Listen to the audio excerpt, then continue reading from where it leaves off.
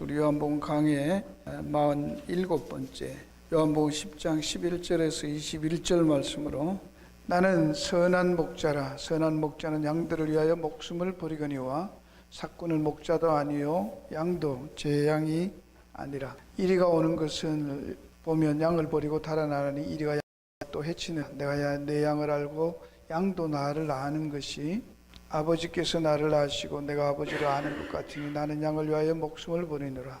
또 이 우리에 들지 아니한 다른 양들이 내게 있어 내가 인도하여 할 터이니 저희도 내 음성을 듣고 한 무리가 되어 한 목자에게 있으리라. 아버지께서 나를 사랑하시는 것은 내가 다시 목숨을 얻기 위하여 목숨을 버림이라. 이를 내게서 빼앗는 자가 있는 것이 아니라 내가 스스로 버리노라. 나는 버릴 권세도 있고 다시 얻을 권세도 있으니 이 계명은 내 아버지에게서 받았노라 하시니라. 이 말씀을 인하여 유대인 중에 다시 분쟁이 일어나니 그 중에 많은 사람이 말하되 저가 귀신 들려 미쳤거늘 어찌하여 그 말을 듣느냐 하며 혹은 말하되 이 말은 귀신 들린 자의 말이 아니라 귀신이 속이게 누구의 눈을 뜨게 할 수 있느냐 하더라. 이 본문에서 예수님께서 두 번이나 나는 선한 목자다 그렇게 말씀하면서 삭군 목자와 비교해서 설명을 하고 계시고요. 근데 보통 우리는 목자 이거를 주로 교회 사역자나 바이블 성경 공부 인도자나 구역이나 소그룹 인도하거나 요즘 말하는 그 목장이라는 소그룹들을 해서 인도하는 사람 목자라 그렇게 부르기도 하고 이걸 그대로 적용을 하는 것 같아요. 왜냐하면 그 목자라고 할 때 목자는 양을 돌보는 사람이잖아요. 어떻게 돌보면 먹이고 이끌고 지키면서 돌보는 거예요. 목자의 역할이. 그런데 과연 예수님은 이렇게 성도들을 돌보시는가 하는 거예요. 예수님은 정말 선한 목자로서 성도들을 돌보시는가? 우리가 양이라며 이런 질문을 일단 먼저 하면서 안에 있는 내용 아무리 설명해도 실제적으로 우리는 다 그렇게 말도 하고 고백도 해요. 그렇지만 정말 예수님께서 말씀하신 대로 나는 선한 목자다. 삭군 목자들은 이리가 오면 도망간다. 제가 삭군이기 때문에 그렇다. 그러나 나는 목숨을 내어놓기까지 양들을 먹이고 이끌고 지켜서 푸른 초장 쉴 만한 물가로 인도하는 선한 목자다. 그렇게 해요. 많은 내용들이 참 예수님이 얼마나 선한 목자인가 그렇게 얘기를 하지만 우리의 실제 삶에 예수 믿고 난 다음에 예수님이 얼마나 우리의 삶에 이런 먹이고 이끌고 지켜주는 선한 목자로 여러분에게 다가오셨는가 그리고 고백할 수 있는가 하는 것이죠. 네. 쉽지 않은 내용입니다 이게. 그죠? 왜냐하면 여기 스데반 집사나 바울 사도 등 믿음 좋은 성도들의 생애는 정말 주님의 돌봄을 받았냐만. 여러분이 아는 대로 성령이 충만했던 스데반 집사 같은 사람은 복음 전하다가 어떻게 됐어요? 돌 맞아 죽었어요. 바울은 또 어떻게 했습니까? 세상에 70의 감암매를 맞고 정말로 어려움을 최고의 사도라고 했던 하나님의 비밀을 또 계시를 가장 많이 경험했고 보았고 심지어 3000층에까지 가서 하나님의 묵시 세계를 보고 온 그런 사도 바울도 이 땅의 삶은 고난 그 자체였죠. 그렇죠? 그런데도 바울은 기뻐하라 그러고 감옥에서도 기뻐하라 이러고 살아요. 근데 과연 그런 것들이 우리는 그걸 어떻게 받아들여야 되냐는 거예요. 그렇죠? 우리의 생각이 정말 예수님이 선한 목자라고 할 때 내가 믿는 예수님이 내 삶에 정말 다윗이 고백한 것처럼 그런 여호와가 목자로서 쉴만한 물가 푸른 초장으로 인도함 받아서 날마다 할렐루야 할 수 있는 그런 목자로 다가오고 경험되고 누리냐는 거예요. 그거 안 하면 안에 있는 내용 아무리 해봐야 의미가 없잖아요. 그렇죠? 이런 것들을 질문하면서 봅니다. 그러면 어떻게 이런 사실들을 우리가 이해하고 받아들여야 될 것인가? 우리가 믿는 것과 고백하는 것과 현실은 너무 다르잖아요. 근데 성경은 믿음의 사람들도 이런 엄청난 고난을 당했다고 해서 어쩌면 예수를 따르고 예수를 믿고 그런 사람들이 당하는 고난이 어쩌면 정상적인 것처럼 당연한 것처럼 성경이 말하고 있다는 사실이에요. 그렇죠? 이게 히브리서 11장 3절에 40절인데요. 내가 무슨 말을 더하리요? 기드온, 바락, 삼손, 입다와 다윗과 사무엘과 및 선지자들의 일을 말하려면 내게 시간이 부족하다.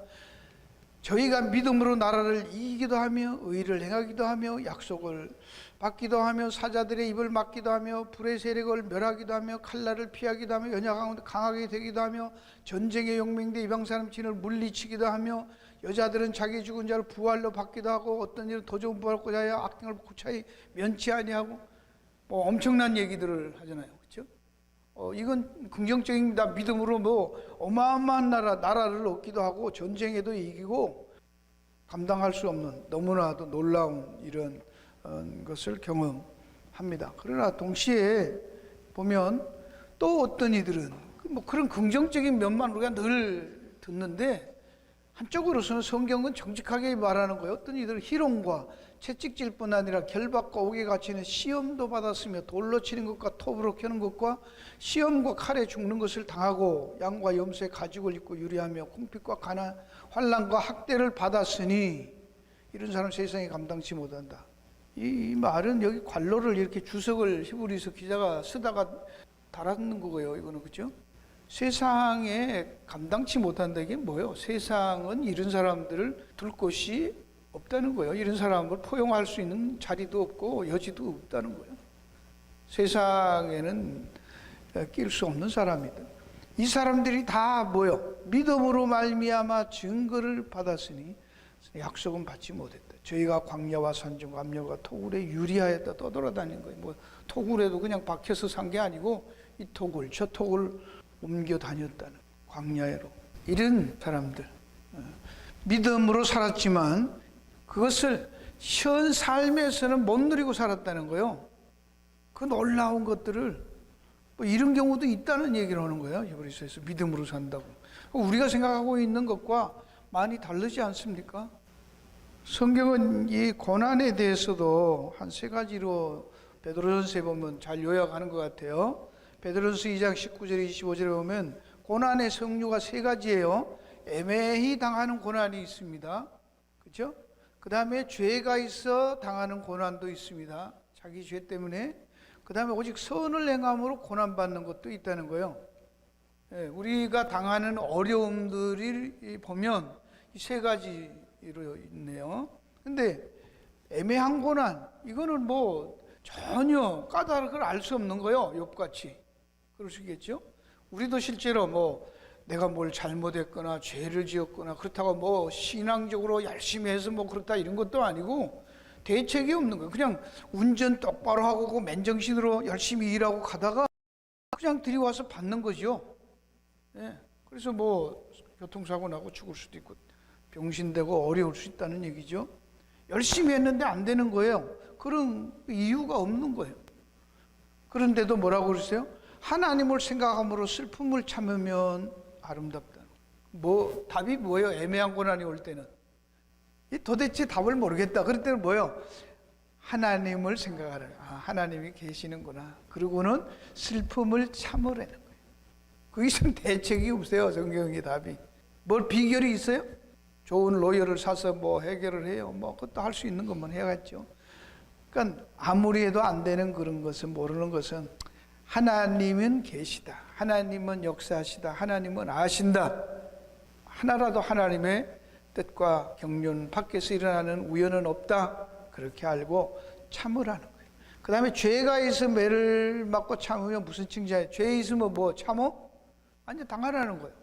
용서를 구하고 빚을 갚고 죄를 회개하고 뉘우치고 그래야 되는 것이 대가를 받아야 되는 거지. 이 땅에서 죄에 대해서는 뭐 아무것도 없다는 거예요. 뭐 죄 짓는 나는 참을 거야. 안 참으면 어떡할 거야. 그거는 없다는 거예요. 대가를 치르는 거예요. 그 다음에 오직 선을 행함으로 고난을 받아라. 적극적으로 뭐 애매한 게 아니라 정말로 주의 복음을 위해서 선한 일을 위해서 열심히 했는데 어렵다는 거예요. 그때도 고난이 온다는 거예요. 온다는 거예요. 그런 일에도. 그때는 뭐예요? 그냥 여기도 답이 뭐예요?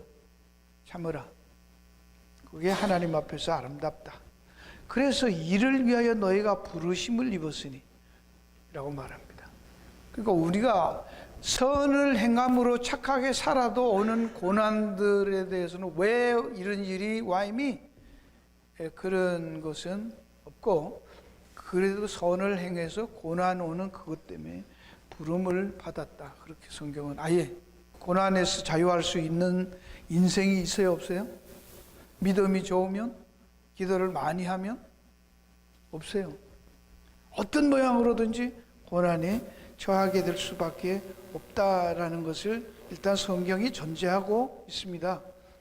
바울 사도는 어떻게 고백하냐면 고린도후서 1장 2절 10절에 보면 하나님 우리 아버지와 주 예수 그리스도로 저차 은혜와 평강이 있기를 원하노라. 찬송하려 그는 우리 주 예수 그리스도 하나님이시요 자비의 아버지시요 모든 위로의 하나님이시며 우리의 모든 환난 중에서 우리를 위로하사 우리로 하여금 하나님께 받는 위로로서 모든 환난 중에 있는 자들을 능히 위로하게 하시는 이로다. 여기 말이 좀 이상한 게 없습니까, 여러분? 아멘입니까 이거? 우리 아버지와 주 예수 그리스도 은혜와 평강이 있기를 원한다는 거 찬송하리로다. 그는 우리 주 예수 그리스도의 하나님이시요 자비의 아버지시요 모든 위로의 하나님이시라고 했어요. 근데 우리의 모든 환난 중에서 우리를 위로하신데, 하나님은 여기 보면 환난에 대해서는 하나님은 감당이 됩니까? 안 된다는 거예요. 아예 한 환난을 없애면 될 거 아니야, 하나님이. 그렇죠? 그 환난이 있는 것을 당연한 것으로 하고 그 환난 속에서 위로를 하시는 거예요. 이런 게 여러분들이 우리가 가지고 있는 신앙을 간단하게 믿으면 된다, 뭐 믿으면 된다, 여호와는 목자시다, 선한 목자다, 너희의 위로와 구원을 위하여 혹 위로받는 것도 너희 위로를 위함이니 이 위로가 너희 속의 역사에 우리가 받는 것 같은 고난을 너희도 견디게 하느니라. 사도들도 받았는데 하나님 뜻대로 사는 그들도 받았으니까 너희도 받을 거야. 그러니 우리를 바라보면서 위로받는 거 보면서 너희도 위로받으라. 그게 다예요. 방법이 있어요? 무슨 비결이 있습니까? 비결이 있어요 뭐? 너희를 위한 우리의 소망의 경고함은 너희가 고난에 참여하는 자가 된 것 같이 위로에도 그러하라. 그러면 성도는 지금 뭐라고 얘기하는 거예요? 고난에도 참여하고 위로에도 참여하는 거예요. 고난도 있고 위로도 있고 두 개 다 누리는 거예요. 그걸 누린다고 하는 거예요. 고난만 피해가고 위로만 받는 게 아니에요. 고난도 받고 위로도 받고 그걸 뭐라고? 누린다, 그렇게 말하는 거예요. 주의 은혜를 누리는 거예요. 이러니까 교인들이 안 오지. 그렇죠? 이런 소리 자꾸 해대면 그래도 무슨 비결이 있다고 얘기를 해야 되겠는데, 여기 또 바울은 더 나갑니다. 형제들아, 우리가 아시아에서 당한 환난을 너희가 알지 못하기를 원치 않으니, 이 환난이란 게 고난 정도가 아니라 아주 환난이라는 거예요. 아니, 힘에 지나도록 심한 고생을 받아 살 소망까지 끊어지고, 이게 사도 바울이 이 정도 얘기하면 참 이게 얼마나 극심했던가 하는 것은 여러분이 상상할 수 있어야 돼요. 그렇죠? 살 소망까지 끊어지고 우리 마음에 사형 선고를 받은 줄 알았으니, 어디에 사형 선고를 받은 줄 알았다?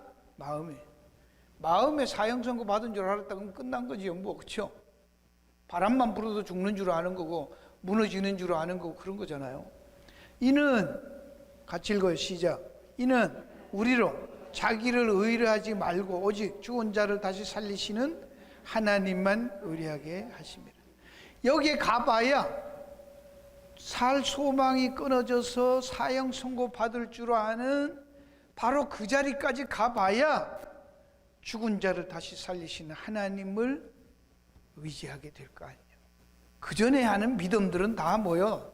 싸구려 믿음일 수 있잖아, 진짜로. 그죠? 정말 죽음의 문턱에 가봐야 하나님께서, 그때는 손 다 놨대잖아. 다 끊어지고 사형 선고, 이제 죽었구나, 이제 포기, 소망도 없고 요만한 무슨 뭐 기대도 없고 아무것도 없는 이젠 끝, 그러고 있었다는 얘기죠. 거기서부터 하나님이 뭐 하신다는 거예요? 다시 살리시는. 그래서 하나님을 의지하는 게 뭔가를 배우게 하셨다라는 얘기를 합니다. 자, 이렇게 말한 바울은 그래서 안 죽고 평생 살았죠. 막 나와가지고 그냥 무리로도 걷고 죽은 자도 살리면서 천년세세 누리면서 복음을 전하면서 살았습니까? 감옥에서 죽었어요. 죽었어요. 순교당했어요. 그럼 우리 마음은 왜 그랬을까라는 생각이 여전히 나지 않아요. 그렇죠? 그런데 바울은 또 로마서에서 말합니다. 8장 16절 28 성령이 친히 우리 영으로 더불어 우리가 하나님의 자녀인 것을 증거하시네. 자녀이면 또한 후사 하나님의 후사여 그리스도와 함께 후사니 우리가 그와 함께 영광을 받기 위해 고난도 함께 받아야 될 것이라. 생각하건대 현재 고난은 장차 우리에게 나타날 영광과 좋게 비교할 수 없도다. 피조물의 고대함 하나님의 아들들이 나타나는 것이다. 현재의 고난은 장차 우리에게 나타날 영광과 좋게 비교할 수 없다고 하면서 영광을 받기 위해서는 땅에서는 고림치면 안 되는 거예요. 그냥 왜요? 세상 사람들도 그런 말 하죠. 피할 수 없으면 뭐해라. 시작. 피할 수 없으면 즐겨라. 자, 여기서 바울이 왜 이 얘기를 하는가를 보면 이뿐 아니라 또 우리 그 성령의 처음이 받은 우리까지도 속으로 탄식하여 양자될 것 우리 몸의 구속을 기다리느니라. 우리가 소망으로 구원을 얻었음에 구원을 뭘로 얻었다? 여기는 뭘 얻었대요? 믿음으로 얻었어요? 소망으로 얻었어요? 믿음으로 구원 얻었다고만 알았지 소망으로 구원 얻었다고 그랬어요? 히브리서에 뭐래? 믿음은 바라는 것들에 실상에 보지 못하는 게 증거라. 그게 뭐예요? 소망이란 얘기를 하는 거예요. 그러니까 믿음은 이 땅에서 현상적으로 뭐를 우리가 다 누리고 만지고 막 현실화되고 그런 거 아니라는 얘기를 하는 거예요. 근데 대부분 요즘 우리가 말하는 믿음들은 뭐예요? 현상적으로 우리가 만지고 눈으로 보고 만질 수 있는 것들로 이해하잖아요. 믿음의 증거를. 아빠 히브리서에서 앞에서도 뭐라고 했어요? 그런 사람들이 다 증거는 받았지만 네가 믿음이 있다는 걸 인정을 했고 받고 다 했지만 약속은 못 받았잖아요. 실제 삶에서는 그걸 다 못 누렸대잖아요. 그런데 이와 같이 여기서 곧 우리 몸의 구속을 기다리느니라. 구속을 기다리는 거예요. 우리가 소망으로 구원을 얻었음에 보이는 소망이 소망이 아니 보이는 것을 누가 바라리요. 만일 우리가 보지 못하는 것을 바라면 여기도 참고 기다려라. 철저하게 성경은 이 땅에서 뭘 끝장을 보겠다, 결판을 내겠다. 그러면 된다, 안 된다, 안 된다, 안 된다. 그거는 아니다는 거예요. 참음으로 기다리지. 이와 같이 성령도 우리 연약함을 도우시고 우리가 마땅히 빌 바를 알지 못하고 오직 성령이 말할 수 없는 탄식 우리를 위하여 친히 간구하시느니라. 성령께서 우리와 함께 기도하신다는 거. 우리가 뭘 어떻게 기도해야 될지 모른다는 거예요. 성령께서 기도할 것을 가르쳐 주시다. 자, 그러면 이제 가서 서론이 정도 하고 양을 위해 목숨을 버린다고 했는데 우리의 구속은 뭘 깨닫거나 덕을 쌓아서 주어지는 건 아니라는 거죠. 그렇죠? 아들 하나님의 대속적인 죽음으로 주어지는 게 우리의 구속이잖아요. 구원이지. 그렇기 때문에 우리가 죄사함을 받는 것만이 아니고 하나님의 자녀, 상속자가 된다면 하나님의 자녀 그럴 때 이게 굉장히 중요하다고 그랬어요. 왜? 하나님은 우리 인간들을 하나님의 형상으로 지음만 받았다 했지 구원을 받고 난다면은 예수님께서 하나님을 아버지라 부르고 우리 보고도 아버지라 부르라고 가르쳤죠. 그죠? 자녀가 된다는 말을 해요. 이건 물려받는 경제적인 그런 상속 뭐 가진 것만 다 물려받는다가 아니라 본질에 있어 자녀라는 말은 하나님과 뭐 같다는 거예요? 본질이 같다는 얘기라는 거예요. 이게 놀라운 얘기입니다. 이거는 예수 그리스도가 아버지 아들 하나님이 죽음으로 인해서 얻게 되는 그 대가는 너무 엄청난 거예요. 이게 생명을 얻고 풍성, 이거는 상상할 수 없는 거예요. 그렇죠?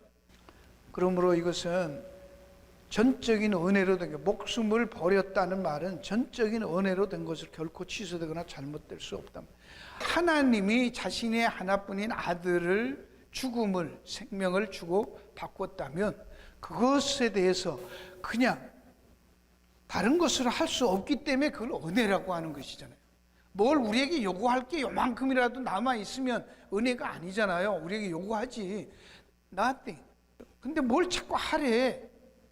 하라는 말을 여러분이 잘 보면 성경은 여러분 말씀드려요. 모든 성경에 있는 명령형은 뭐예요?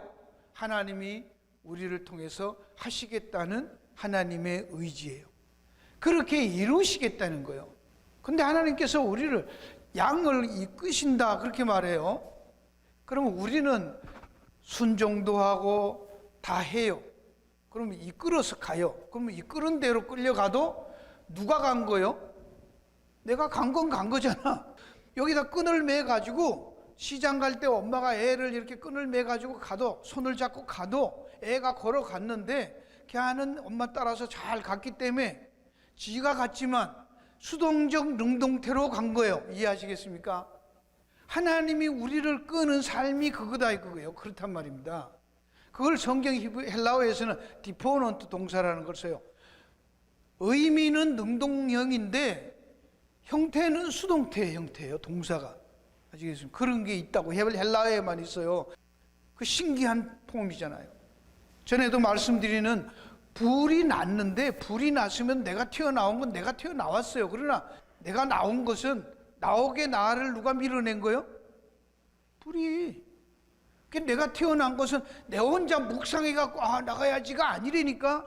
불이라는 것이 감당할 수 없는 힘이 내 힘으로 안 되는 불이 나를 밀어낸 거예요.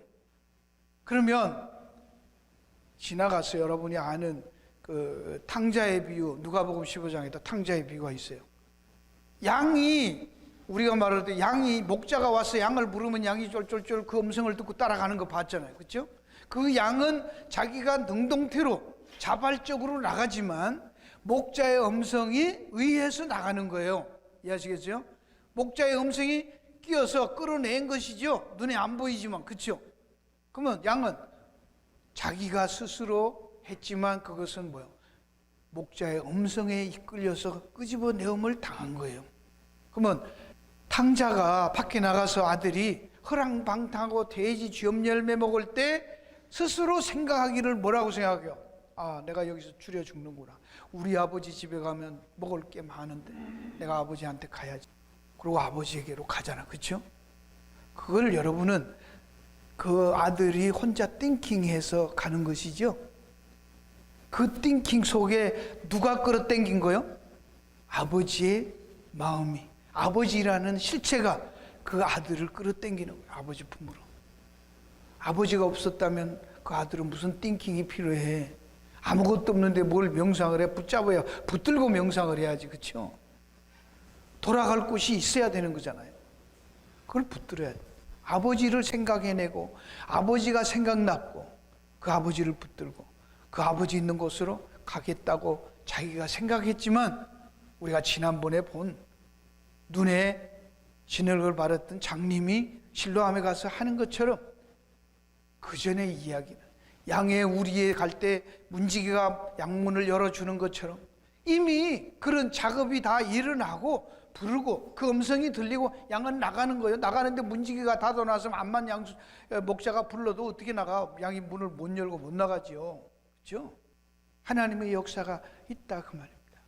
그게 그 뭐라고요? 성령이라고 하죠. 거기에는 절대로 거기에는 아들의 목숨으로 했기 때문에 무슨 대가로 하거나 다른 사람하고 타협했거나 거래를 한 게 아니란 말입니다. 은혜로 됐다는 말은 하나님 전적인 홀로 값을 다 지불하고 다 계산하시고 다 처리하셨기 때문에 다른 어떤 것도 거기에 하나님이 하시는 일에 끼어들 요소가 전혀 없다가 은혜예요.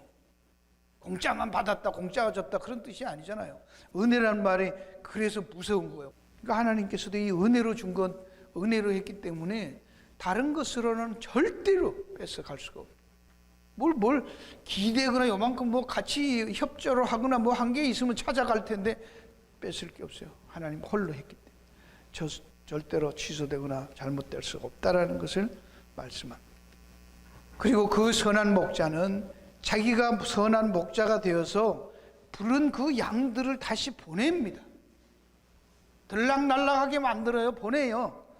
보라, 마태복음 10장 16절 18절 내가 너희를 보냄이 양을 이리 가운데 보낸 것 같도다. 또 너희가 나를 인하여 총독과 임금들 앞에 끌려 이는 저희와 이방인들에게 증거가 되려 함이라.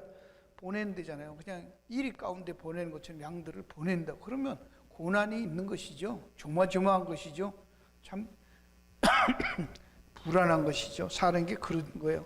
그냥 우리에다 가다 놓으시지 왜 들락날락하게 하실까? 세상 속에다 내어놓습니다.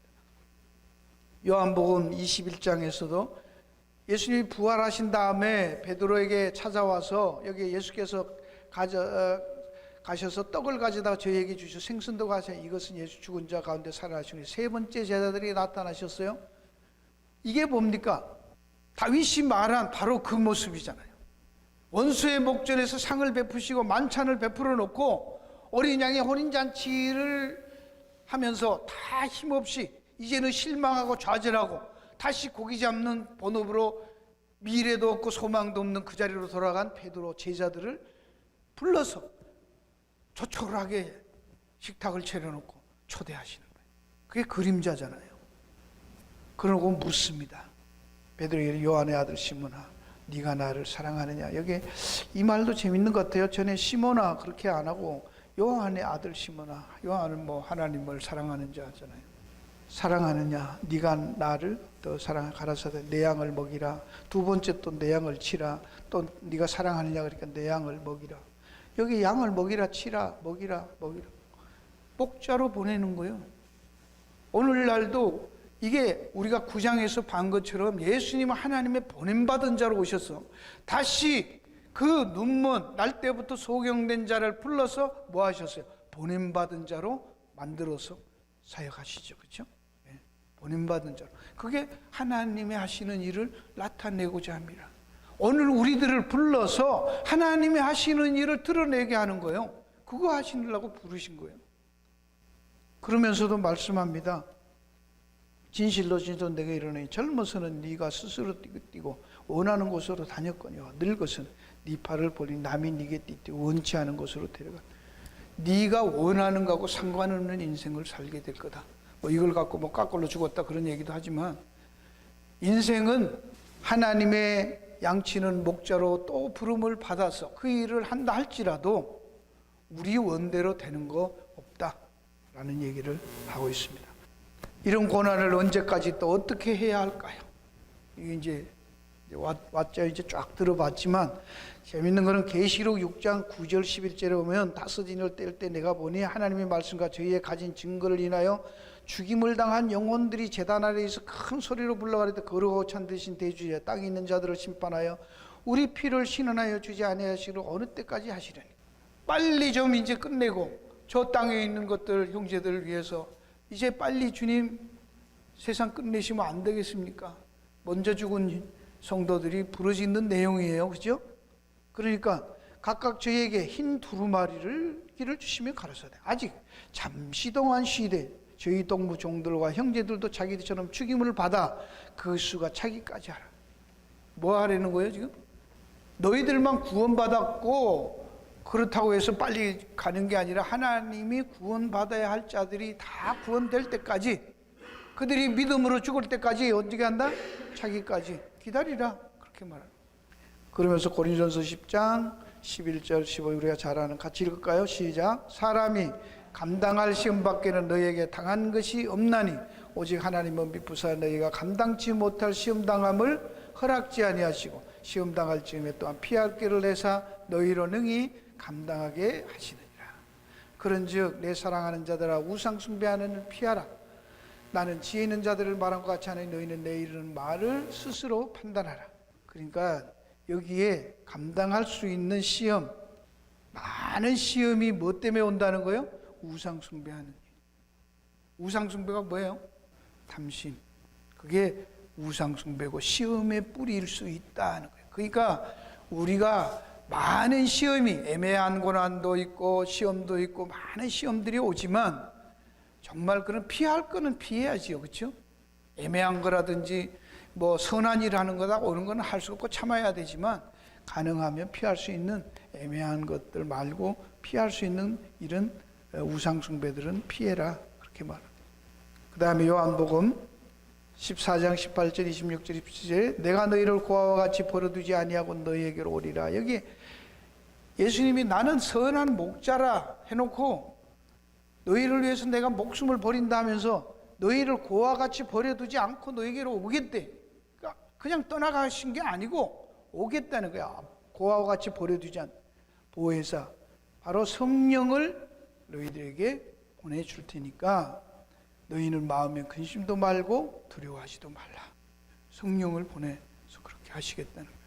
사랑하는 성도 여러분, 여기 보면 요한복음 10장 14절 15절에는요 나는 선한 목자라 내가 내 양을 알고 양도 나를 아는 것이 아버지께서 나를 아시고 내가 아버지를 아는 것 같이 나는 양을 위하여 목숨을 버리노라. 안다는 말을 해요. 목자가 양을 알고 양도 목자를 알고 예수님이 아버지를 알고 아버지가 아들을 아는 그 똑같은 알물. 그래서 목숨까지 버린다는 거예요. 그럼 이 속에는 뭐가 들어있습니까? 아버지가 아들 하나님 예수를 아는 것에 대해서는 어떻게 아신다는 거예요? 자신이 주신 그 모든 사명을 위해서, 그 구원받을 양들을 위해서, 하나님의 자녀들을 위해서 기꺼이 죽으실 것까지 아시는 그 알. 그러면 그 죽음에서도 아버지께서 살리실 것을 아는 거예요. 그러면 여기서 예수님이 목자로서 양들을 아는 것은 뭐예요? 예수님이 양들을 알고 양들이 예수를 아는 것은 어떻게 아는 거예요? 우리가 실패할 거 아시오 몰라. 개걸음 치는 거 아시오 몰라. 아신다는 얘기예요. 안다는 얘기라는 거예요. 그래서 죽는다 얘기하잖아요. 너희들이 전혀 실수 안 할 거야. 그런데 왜 죽어요? 아무리 해도 안 될 거야. 그래서 내가 죽어. 알기 때문에 죽으신다. 그렇게 말하는 거예요. 그러니까 너희들이 그런 줄 알고 내가 다 짊어졌으니 뭐 하지 말라. 너희는 마음에 근심도 말고 두려워하지 말라. 그렇죠? 여기 두려워하는데 왜 두려워하지 말라고 해요? 몸은 죽여도 영혼은 능히 죽이지 못하는 자들을 두려워하지 말고 오직 몸과 영혼을 능히 지옥에 만든 자를 두려워. 그러니까 세상에서는 어떻게 해요? 몸이 죽을 수 있다는 거예요? 없다는 거예요? 그러니까 욥의 자식들 할 때 하나님이 그러잖아요. 욥의 생명은 건드리지 마. 욥만 또 죽일 수 있는데 욥은 살려는 줘. 그랬더니 다 딸도 죽고. 세상에서 육체적인 육신적인 그 죽음은 죽을 수 있다는 얘기를 합니다. 그러나 영혼은 못 죽인다. 그러니까 하나님이 여기서 잘 보세요. 그러면 돌보신다는 말 속에, 우리의 선한 목자가 된다는 말 속에 뭐를 끝까지 하나님 우리를 돌보시고 책임지시는 거예요? 몸입니까? 몸과 욕입니까? 영혼입니까? 영혼을 얘기하시는 거예요. 이 땅의 것, 육신은 아니에요. 처음서부터 그래 놓고 가야죠. 그렇죠? 왜 기독교가 이 땅의 것도 막 잘 되는 것처럼 자꾸 그렇게 공수표를 던지냐고. 성경 그렇게 말하지 않잖아요. 베드로전서 1장 3절부터 찬송하리라도 우리 주 예수 그리스도의 아버지 하나님 그 많으신 국률대로 예수 그리스도 죽은 가운데 부활하심으로 말미암아 우리를 거듭나게 하사 산소망이 있게 하시며 썩지 않고 더럽지 않고 쇠하지 않은 기업을 있게 하시나니, 여기도 소망이 있게 하시는. 그러니까 이 땅에서 결판 내려고 하지 마. 우리의 진짜 바라는 것은, 우리 믿음이 진짜 믿음의 효력이 되는 것은 어디에 있다는 거예요? 소망. 너희를 위하여 하늘에 간직하신 것이라. 여기 땅이고요, 하늘에. 땅의 거 다 불탈 거리잖아. 그렇죠? 태울 거예요. 너희가 말세에 나타내기로 예비하신 구원, 이걸 이제 already의 난예시죠. 그렇죠? 그 나타내기로 한 구원, 확실한 구원, 그게 지금 우리 삶 속에 현재 땡겨서 누리고 살면 된다는 얘기를 하는 것입니다. 죽어서만 가지는 게 아니고, 왜? 그게 실체니까. 믿음으로 말미암아 하나님의 능력으로 보호하심을 입었다. 여기서 뒤에 가면 그러므로 너희가 이제 여러 가지 시험을 인하여 잠깐 근심하게 되지 않을 수 없으나 오히려 크게 기뻐하다. 이게 참 예수 믿는 사람들이 참 이상한 사람들이죠. 여러 가지 시험인데 무슨 시험? 여러 가지 시험. 이유도 모르는 시험, 알고 오는 시험, 착하게 했는데도 오는 시험, 억울한 거, 수많은 시험을 인하여 잠깐 근심하게 되지 않을 수 있어요. 근데 잠깐 근심 안 돼. 잠깐. 근심하는 거 한다는 거예요. 근심하지 않을 수 없다는 거예요. 그러나 크게 기뻐한다. 왜? 이거는 이쪽 사이드고 또 한쪽 사이드는 너희 믿음의 시련이 불로 연단해도 금보다 더 예수 그리스도 나타나 칭찬과 영광과 존귀를 얻게 하려 합니다. 더 뛰어오르기 위해서 밑바닥을 치시는 그런 경험을 우리에게 하게 하시는 거예요. 들락날락하게 하시는 거예요. 그리스도 안에만 있으면 그게 얼마나 좋은지 몰라. 나갔다 갔다 해가지고 또 들어와봐야 알아. 탕자같이 또 밖에 나갔다가 한번 들어야 아버지 좋은 줄 알아. 그렇죠? 그런 것을 이 땅에서도 맛보게 하러 기뻐하니 믿음의 결국고 영혼의 구원은 믿음의 결국이 영혼의 구원. 이제 요한복음 16장에 가면 예수님이 말합니다. 24절 33절 지금까지 너희가 내 이름으로 아무것도 구하지 않아서 구하라. 그리하면 받으리니 너희 기쁨이 중요해. 이제까지는 기도 안 했는데 해라. 이것을 너희에게 이르면 너희를 내 안에서 평안을 누리게 하려 함이라. 수많은 고난과 어려움과 역경 가운데서 너희가 내 안에서 평안을 누리게 하기 위해서 이렇게 기도하는 것을 이제 알려주셨다는 거예요. 세상에서는 너희가 환난을 당하나 담대하라. 내가 세상을 이겼다. 그러니 겁내지 말고 담대하라. 두려워하지 마라. 그게 뭐요? 두려워하지 겁내지 않은 평안을 누리는 거예요. 히브리서 우리가 잘 아는 말씀입니다. 하나님의 집사 큰 제사장, 큰 목장장이 계심에 참마음과 온전한 믿음 하나님께 나가자. 약속하신 이는 믿으신 우리가 믿는 도리의 소망을 굳게 움직이지 말고 굳게 잡아서 서로 돌아봐 사랑과 선행을 격려하며 모이기를 편성과 같이 하지 말고 오직 고난 그나 가까움을 볼수록 더욱 그리하자. 자, 이걸 아시니까 뒤에 가봅니다. 하나님은 우리를 무엇으로 어떻게 돌보십니까? 주님의 성령으로, 성령 안에서 말씀과 기도와 섬김의 교제를 통해서 우리를 오늘도 선한 목자로 인도해 가신다는 거예요. 아시겠어요? 그럼 여기서 뭐 힘쓰면 돼? 말씀, 기도, 교제. 이걸 통해서 하나님은 모든 상황들을 우리를 그리스도 앞으로 인도해가는 선한 목자의 역할을 하신다 말씀을 합니다. 다시 한번 우리가 시편 23편을 봅니다. 우리는 모든 것들을 바라볼 때 사람들을 성경에 있는 많은 이름, 요셉, 모세, 다윗 이 사람들을 보면 요셉은 아니지만 모세, 다윗도 다 목동이었죠. 그렇죠? 한 생애를 보자면 말이에요. 생애를. 그냥 이 아름다운 시편 23편만 이렇게 말하는데 이것만 좋다고 얘기할 게 아니고 이 아름다운 시를 고백했던 저들의 생애를 한번 보라고. 요셉은 날 때부터 금수저물고 타나서 쭉 평탄한 삶을 살았나요? 아니에요. 기가 막힌 인생으로서는 가장 겪기 어려운 형제들에게 배신당하고 팔려가서 전혀 모르는 나라에 차라리 죽었으면 좋을 걸 죽는 것보다 더한 아픔을 형제들에게서 당하는 그 어려움을 당하고 애굽의 종으로 팔려가서 거기서 또 모함을 받아서 감옥에 들어가고 그런 생을 살지 않습니까?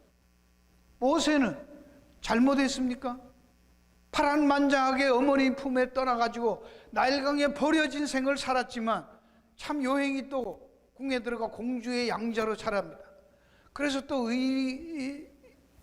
하나님 앞에서 자기 민족의 뿌리를 찾겠다고 편들어 주다가 모함을 받아서 자기 오히려 배신당해서 민족에게 그거 고자질 당해가지고 왕자의 신분에 있다가 전혀 모르는 또 이방 광야에 가서 이대로 이방 제사장의 사위가 되어서 양치면서 살아요. 자기가 받은 교육, 살아온 삶하고 전혀 상관없는 그런 생활을 얼마나 살아요? 40년을 살아요. 자기가 누군지 잊어버릴 정도로 살아요. 그런 내용들을 우리는 잊어버리고 끝에 것만 보는 거예요. 끝에 것만. 요셉을 보고 모세를 보고 다윗의 생애도 어떻습니까? 다윗은 여러분 다윗 그러면 대단하죠, 그렇죠? 이스라엘 사람들 다윗 그러면 다윗의 자손 메시아 표상이니까 너무 대단한 다윗으로 알아요. 그러나 여러분 다윗에서 저는 시작을 보세요. 다윗은 대단한 인물이고 대단하게 하나님 앞에 쓰임받아 골리앗 때려주겠다 그것만 자꾸 생각하시는 게요, 아니에요. 다윗은 자기 아이들이 10명 중에서 부모에게 잊혀진 아들이었어요. 맞죠? 그렇죠? 사무엘이 갔을 때 그 다윗의 아버지 제가 아들들 데려오라고 기름 부어서 왕 세운다 그러니까 다윗은 끝까지 안 데려오잖아요. 혼자 나가서 형제들은 다 삐고 폼 잡고 옷 단장해갖고 지금 선보이고 인터뷰하고 있는데 얘는 아예 제껴놓았잖아. 부모에게 버림받아 부모에게도 야는 싹수 없었다는 얘기 하는 거예요. 목동으로서 물맷돌 해갖고 어쩌고저쩌고. 창칼 들고 나갔던 형제들은 무술 학교 갔는지 모르겠어요. 다윗은 그것도 저것도 안 하고 그냥 목동으로 막내가 그거 하고 있었어요. 그것뿐입니까 다윗의 생에? 자식들이 싸워가지고 피바람을 일으키죠. 침상을 더럽히죠. 칼이 떠나지를 않죠. 이스라엘을 구해냈는데 사울한테 모함 당해갖고 질투받아가지고 그냥 유리방황하죠. 블레셋 사람들 밑에가 사타구니로 지나가죠. 그렇죠? 성경에도 그런 얘기 있잖아요. 다윗이 그랬잖아요. 침을 질질 흘리면서 미친 짓을 했잖아요. 그게 아름다운 인생입니까? 하나님이 하지 않는 인생입니까? 거기에 무슨 이런 시가 어떻게 나오냐고. 여호와 내게 부족함이 없다고. 뭔 쉴만한 물가요 뭐 푸른 초장입니까? 그렇죠? 맨날 동굴에 가고 막 침 흘리고 다니고 말도 안 되는 시므이가 막 티끌을 날리면서 저주하고 욕해도 그냥 참고 지나가고 그랬잖아요. 근데 여러분, 바로 아까 다윗뿐만 아니라 우리가 아는 바울도 그 생애가 어떻게 했는가를 액면 그대로 한번 보시라고. 그러면 이 아름다운 이 노래에서 결국 이래서 주께서 내가 사망의 엄침한 골짜기도 가고 해를 받기도 하지만 주께서 나와 함께 하신다는 이 확신과 이 믿음이, 이 경험이, 왜 주의 지팡이와 막대기가 나를 터지기도 하고 몰리기도 하고 늘 그렇게 이런 데만 간 게 아니란 말이에요. 주께서 온세면 내 세상을 별 기름으로 내 머리에 바르신 내 잔이 넘칩니다.